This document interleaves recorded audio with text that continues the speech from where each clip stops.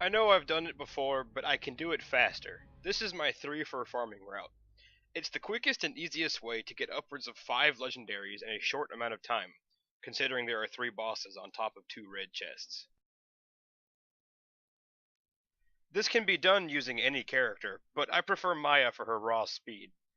This is my build, and it's focused around crowd control and movement speed, thanks to my Rough Rider shield and Breakneck Banshee class mod.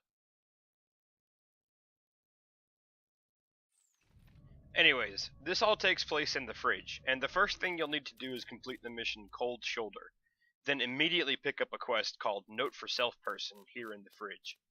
The latter comes from a Goliath that spawns once Cold Shoulder is completed. I'll show you where he spawns, since it's not entirely obvious.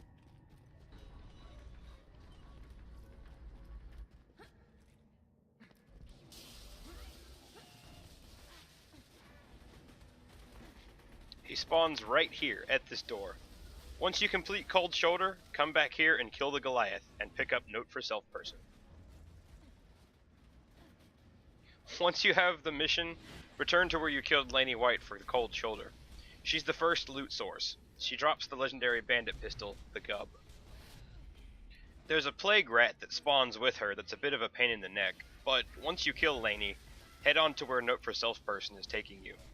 In my case, I've already completed it, but the mission takes you to Smashhead, our second loot source.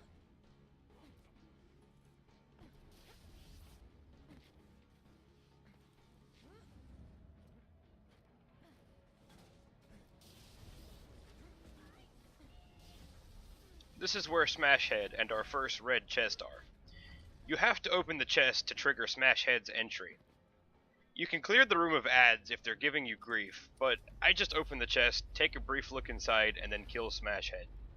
He drops the legendary bandit shotgun, SLEDGE'S shotgun.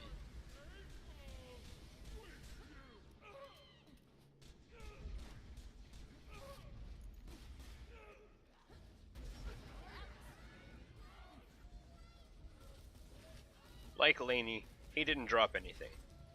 Anyways, on to our final boss, and our second red chest. Our last boss is Rackman, and he can be found in the Rack Cave, above where we currently are. At the end of this maze is an elevator, and that takes you right up to him.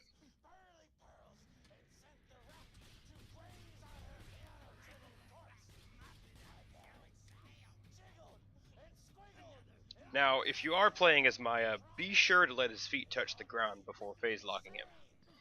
I mention this because if you phase lock him while he's in midair, he will continue his momentum right through the ground. It's happened to me several times.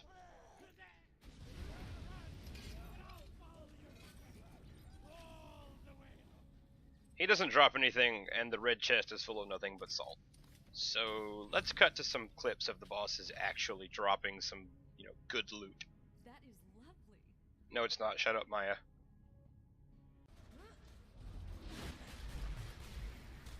First up, we have the GUB, dropping from Laney White. Took long enough.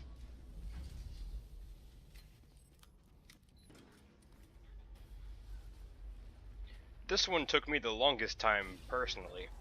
But SLEDGE'S shotgun finally did drop. Smashhead is just an absolute wall of health. I'd recommend bringing something to slag him, then an unkempt Herald or a Norfleet.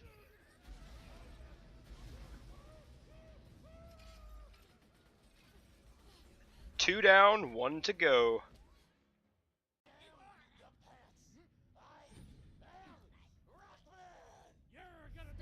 Rackman dropped the GUNERANG fairly quickly for me this time.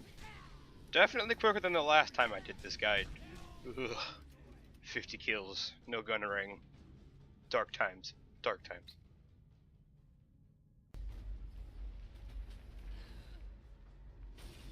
These next few clips are some pearlescents and legendaries that I got out of the chests.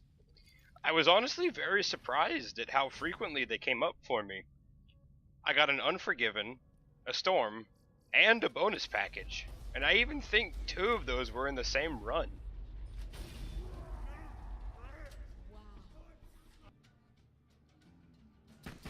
First up, we have the GUB.